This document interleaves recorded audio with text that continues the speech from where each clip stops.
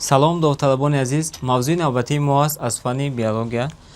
мавзӯъмон аст шӯъбаи растаниҳои пуштатухм. шӯъбаи растаниҳои пуштатухм ё шӯъбаи растаниҳои гулдор ба гурӯҳи растаниҳое дохил мешаванд, ки аз ҳама растаниҳои дараҷаи олӣ мураккаб ба ҳисоб мераванд.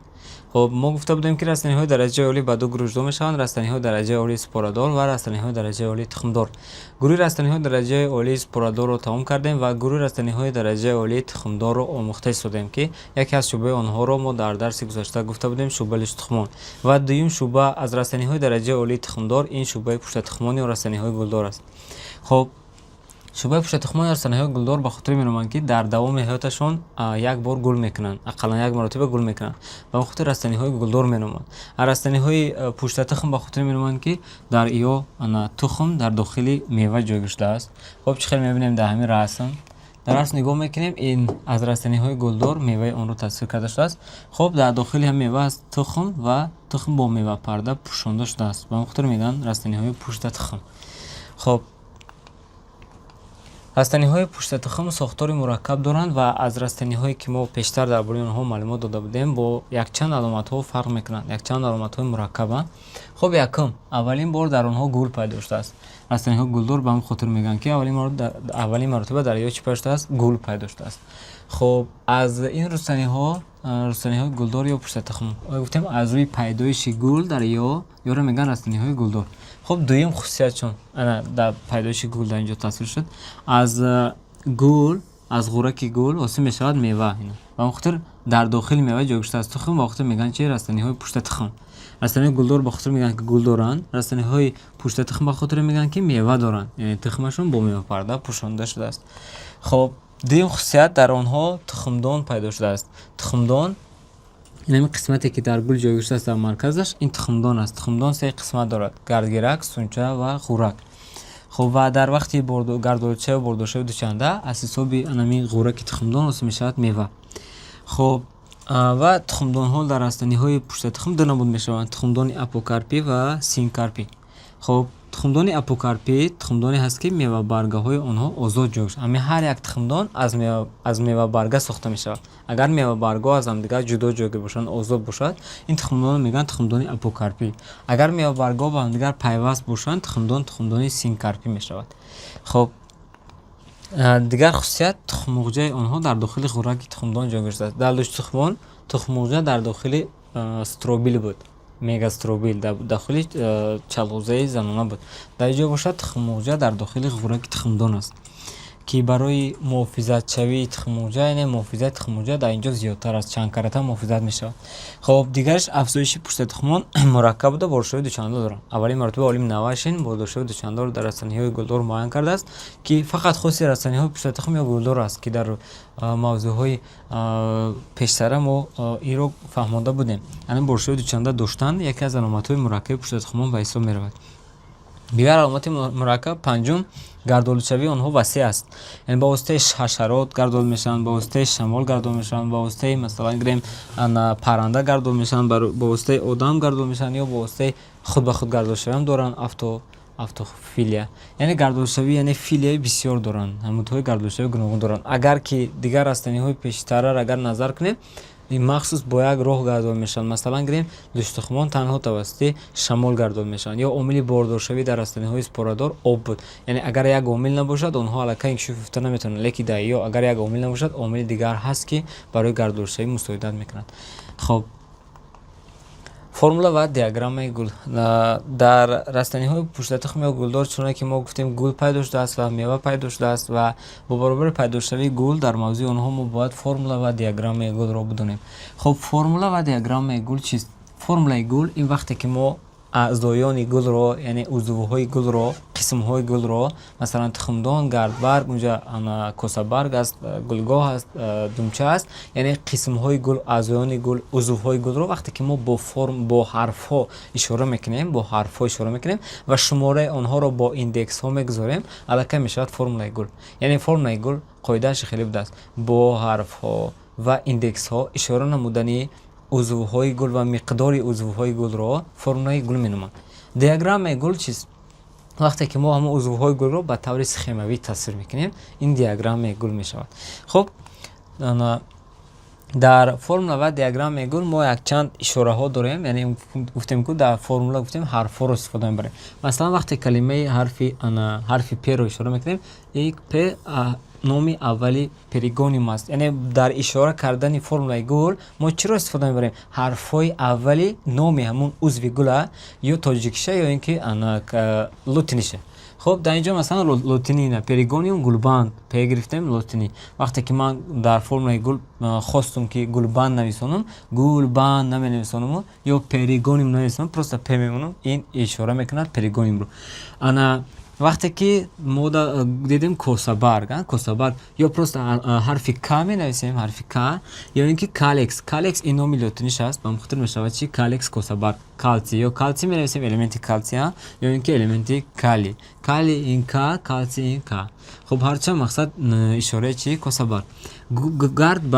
گاردبرگ اندرسه میشد با لاتینی یا اشاره میکنیم با حرف ا یا اشاره میکنیم با حرف گ. انا گلبرگ مجموع گلبرگ‌ها توجگل بود کو توجگل رو اشاره میکنیم یا با ت یا با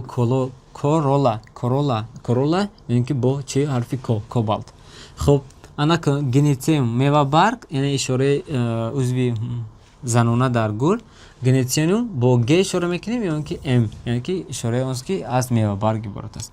خب غیر از این مقدار قسم‌های گل رو گفتیم با رقم‌های مخصوص اشاره میکنیم. مثال وقتی که ما در فرمول گل مثلا نویسوندیم که فرض کردیم که نمیدونم جب دست کنم مثال اینا مثلا در اینجا ببینید گنیته در دون قوس 5 تا چی معنی دارد؟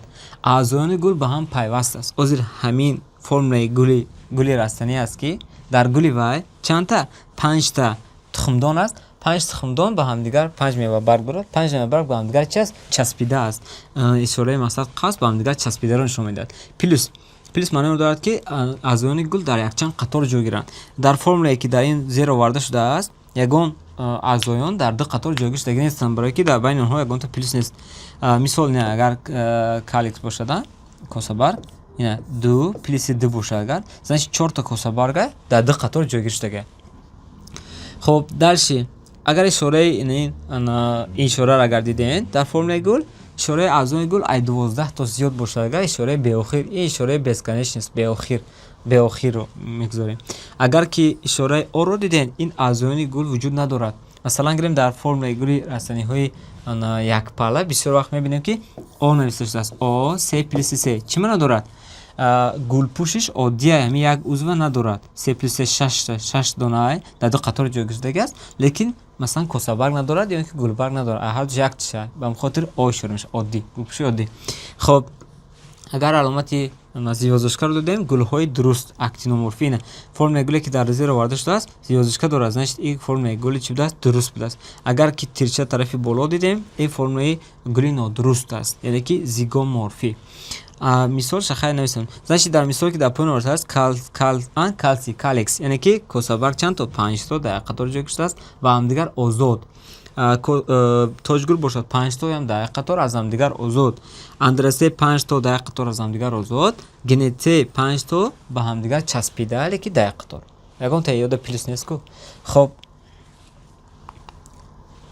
خیلی که ما در اینجا فرمول دیاگرام گل رو حرفش رو ایندکسش رو فهموندیم از روی شماره گفتیم ایندکس از روی اعضا حرف و در اینجا آورده شده است اینجا دیاگرامش است. اینجا درباره فرمول گفتیم الان که اینجا دیاگرامش انا همین چیزی که می‌بینید همین خود دیاگرام است. دیاگرام وقتی که ما در اینجا تصویر گل رو دیدیم و در بریش کندلنگ در اینجا تصویر شد اینا برگی که در پایان است این با گل داخل نمی‌شود برگ خود همین نوده این خیلی میاد فهمیدین کوسابرگ نه کوسابرگ‌ها این خیلی شکل رو میگیرد نه 5 تا اطراف گلبرگ‌ها اینا خیلی شکل رو میگیرن داش تخمدان‌ها در مرکزن گاردبرگ ها بعد خیلی قسمتی برداشته پویا.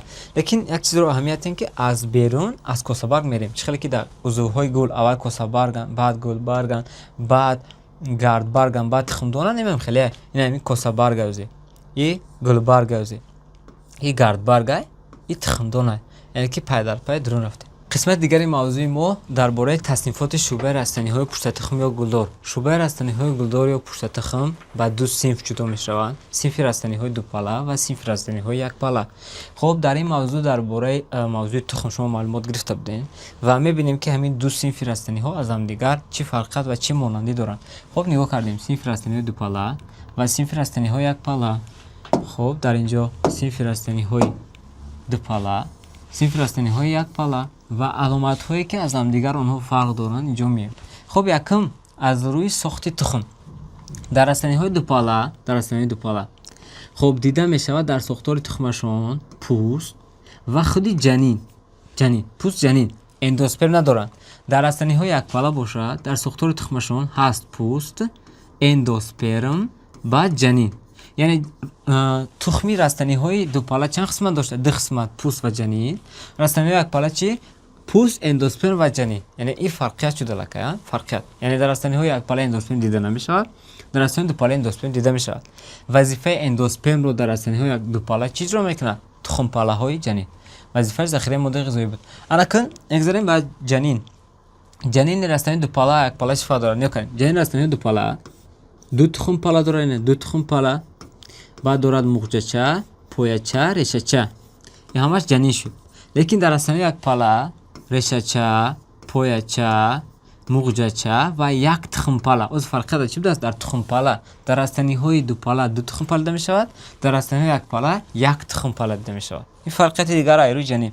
Системаи решагӣ растаниҳои дупалларо нигоҳ кунед. Решаи асосӣ аз дигар решаҳо фарқ мекунад ва хушрӯ сабздага. Значит системаи решагишон тиреша. Якпаллаҳо бошад, системаи решагишон бинед дар байни решаҳо решаи асосиро фарқ карда наметонем. Яъне системаи решагишон патакреша, айё тиреша, айё чи патакреша. Ин фарқият дар системаи решагӣ буд. Дарши рагронии барги растаниҳои дупалла, рагронии чи аст? Рагронии туршакл аст. Туршакл. Растаниҳои якпалла бошад, рагронии чӣ доранд? Камоншакл ва мутавозӣ. Ин аз рӯи рагронӣ фарқиятшон. Айрӯи дигар сохти гули растаниҳои дупалла бисёртар 4-5 аъзогӣ. Растаниҳои якпалла бошад 2-3 аъзогӣ. Хоб чӣ маъно дорад ин? Масалан косабарг 2-та, 3-таия ё ин ки чиз дайё бошад ҳамаи узвҳо 4-5 тагӣ ҷойгиштанд. Хоб ҳар ду синфи растаниҳои якпалла ва ҳам синфи растаниҳои дупалла ҳамагӣ 390 оиларо дар бар мегиранд. Оилаҳои растаниҳо беҳад бисёранд. Дар бораи баъзе оилаи растаниҳо ман дар инҷо маълумот овардем.